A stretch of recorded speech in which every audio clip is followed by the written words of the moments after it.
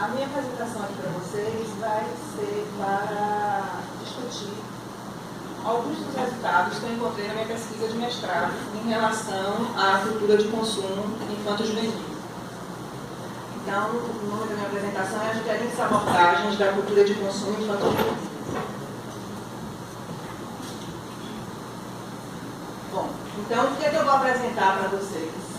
O que é que eu vou apresentar para vocês aqui? O objetivo da discussão é apresentar como a cultura de consumo infanto-juvenil vem sendo abordada. De um lado, encontramos abordagens que atribuem prioritariamente as relações com o consumo, a exposição da comunicação midiática e a uma possível manipulação da mensagem publicitária.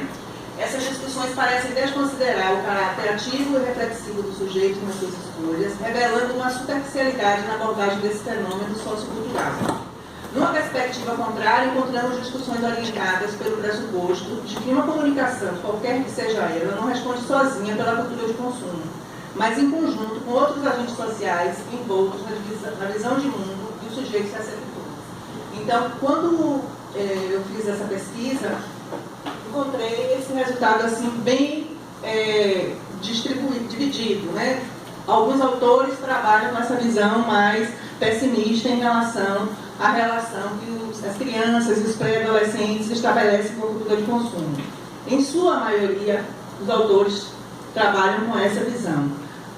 Em uma pequena quantidade de autores, trabalham com a visão contrária, que não é bem assim, né? Não é somente a comunicação publicitária, existem outros agentes atuando aí nessa motivação da cultura do consumo e que a gente tem que estar atento a isso.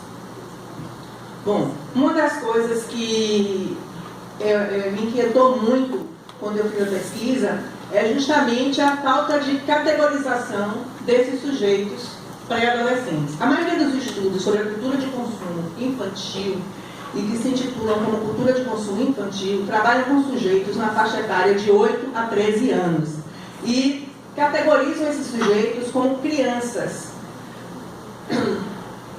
Só que pelo artigo 2º da lei do Estatuto da Criança e do Adolescente, crianças são sujeitos até 12 anos incompletos e adolescentes sujeitos de 12 a 18 anos. Então, ela não contempla essa faixa de transição, né, dos 12 anos para... Ela é 13 anos, desculpa, ela é 14 anos a 18 anos. Então, ela não contempla essa fase de transição, porque esses sujeitos na faixa etária de 8 a 14 anos, eles já não se reconhecem mais como crianças e não se reconhecem também como adolescentes, eles se reconhecem como pré-adolescentes. E não existe essa categorização. Então, muitos dos estudos tratam esses sujeitos como criança e utilizam o termo infantil. Né? É muito raro você encontrar um estudo sobre a cultura de consumo pré-adolescente onde se use o termo infanto-juvenil. Então, eles trabalham com o termo infantil e a categorização de crianças. De um modo geral, nos estudos que eu pesquisei, eles não gostam de ser tratados como criança, eles se sentem menosprezados, eles demonstram predisposição psicológica, emocional e afetiva favorável a não se sentirem como crianças. Existe, de um modo geral, cada vez mais crescente o distanciamento dos interesses infantis. Eles estão se aproximando cada vez mais do mundo adulto, entre aspas. Eles têm desejos de consumo, são amantes das novidades. Alguns poucos estudos classificam esses sujeitos como tweens, que é uma denominação inglesa que tem origem no termo betweens, que é para classificar justamente essa faixa de idade entre a fase da infância e da adolescência. Então, hoje você chamar velho na cultura de consumo não existe. Então, esse termo ele vai ser substituído por terceira idade. Então, essa terceira idade ela dá uma ideia de um dinamismo e de uma positividade do envelhecimento. Então, é o idoso ativo, é o idoso que faz atividade física, é o idoso que tem uma alimentação adequada e por aí vai, certo? Então, alguns autores não utilizam esse termo terceira idade, como a Simone de Beauvoir, a Miriam Goldenberg, a Rita Debé, que a velhice, o velho, ele passa a ser também uma ação política, quando, na verdade, a terceira idade ela tem uma ideia de mascarar esse envelhecimento. em relação à imagem positiva. O que é essa imagem positiva? Se até a década de 80 a gente tinha o idoso, né, que principalmente na publicidade, ele não aparecia como um ator político, a partir da década de 90 a gente vai ter uma série de trabalhos em que o idoso ele é o ator principal dessa cena política na cultura de consumo. A Rita Bebê ela tem um trabalho chamado Velho na Publicidade, que ela mostra que até a década de 80, início da década de 90, esses idosos eles não aparecem nessa conjuntura. E vai ter também uma articulação entre a mídia, os geriatras e os gerontólogos, como uma forma também de positivar esse discurso. Então hoje é comum, quando a gente tem alguma ação jornalística ou algum trabalho, né, voltado para esse público, você ter essa articulação.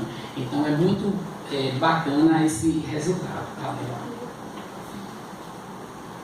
A pessoa fica nervosa. Perfil socioeconômico. Então, perfil socioeconômico, né, eu já falei, foram 7 idosas entrevistadas, todas do sexo feminino, idosas jovens, porque dentro da categoria dos idosos a gente vai ter idosos jovens, idosos médios e idosos senis. Né? Os idosos jovens de 60 a 75 anos, os idosos médios de 75 a 90 anos e os idosos senis já começam a partir dos 90 anos. Então eu trabalhei com a categoria dos idosos jovens. A escolaridade ela variou do ensino médio até a pós-graduação, a religião variou, foi católica, espírita, o estado civil variou, o bairro de classe média, então Costa Azul, como vocês estão observando aí, e uma morava, na verdade, no Caminho das Árvores. A renda mensal dessas idosas também variou. Então, o menor valor foi de R$2.000 e o maior de R$10.000. Sendo que o de R$2.000, ela tinha também uma renda extra. Então, ela tinha uma ajuda de filhos e de uma sobrinha.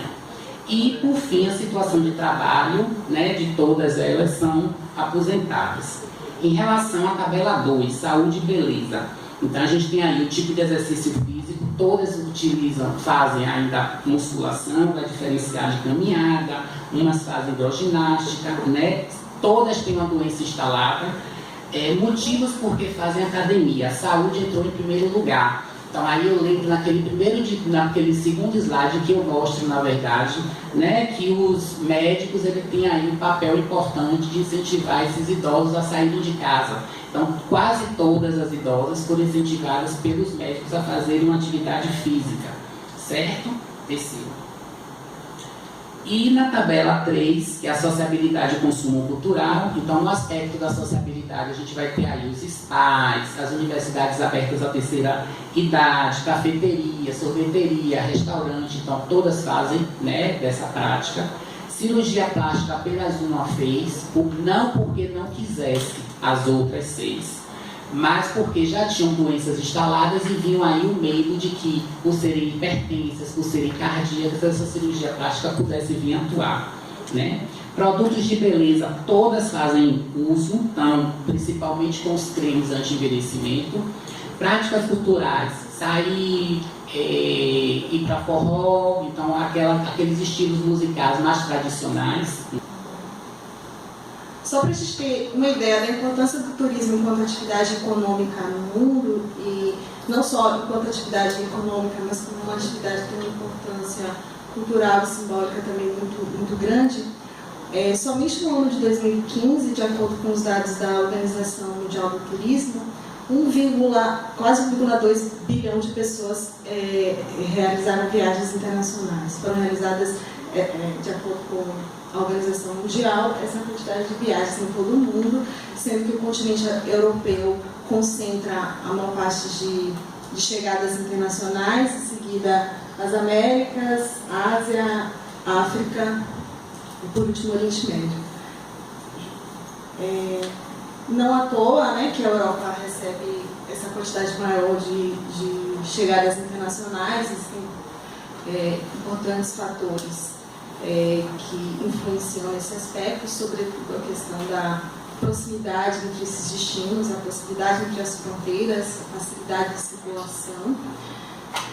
Mas a gente, seguindo aqui um pouco, a gente vai perceber a importância do turismo para a economia mundial, o turismo hoje representa 10% do PIB, além de 1 em cada 11 empregos que são gerados no mundo, eles advêm da atividade turística. Além disso, a gente tem uma cifra de 1,5 bilhões em exportações, 6% do comércio internacional e 30% das exportações de serviços. Então, é uma atividade que possui uma relevância econômica muito grande. Aí, se a gente for analisar quais são os destinos turísticos, quais são os países que mais recebem turistas hoje no mundo, em primeiro lugar tem a França, com 85 milhões de turistas por ano. Em seguida, os Estados Unidos, com quase 70 milhões. A Espanha, com 60 milhões. E o Brasil, onde é que está? Está lá para a 40ª posição, mais ou menos, com o registro do ano de 2015 de 6,3 milhões. Ou seja, a gente está muito aquém das nossas potencialidades turísticas em relação aos atrativos turísticos naturais e culturais que nós possuímos, as dimensões continentais do nosso país, em relação aos outros destinos internacionais. Inclusive, se a gente for comparar com destinos, inclusive, das Américas, como o México, que é um país que também possui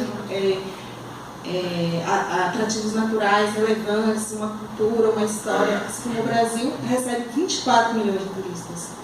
Então, diante desse quadro, o Ministério do Turismo do Brasil e o Instituto Brasileiro de Turismo, que é a Embratur, hoje é o órgão responsável exclusivamente pela promoção do turismo, da imagem do Brasil no exterior, promove, e sempre promoveu desde sua criação, uma série de ações voltadas para a atração de turistas internacionais para o Brasil.